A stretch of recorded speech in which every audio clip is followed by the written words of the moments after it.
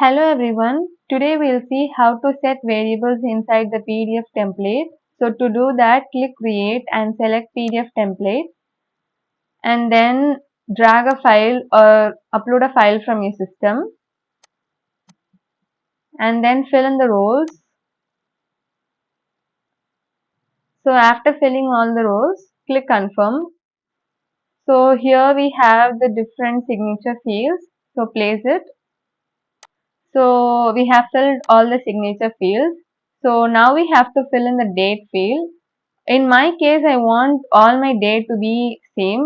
So to do that, I'm going to use variables. So here click variables and add custom variable. So I'm going to give this date as the name and click add variable.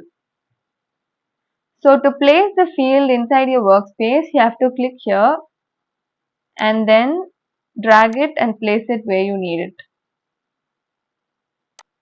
So repeat the same process. So after finish placing all your necessary fields, to set the default value for your variable, you have to save the template.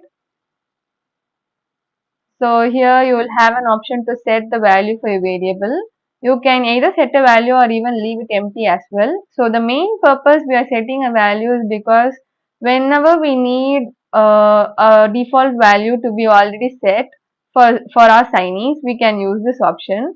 So I'm going to set with today's date and also fill in all the other details. So we have filled all the necessary details and click send email. So now we'll check it out. So we have received an invitation to sign the PDF. So here you can see that the default value that we set for the variable has been filled already in the mail that was sent for the signees to sign the email.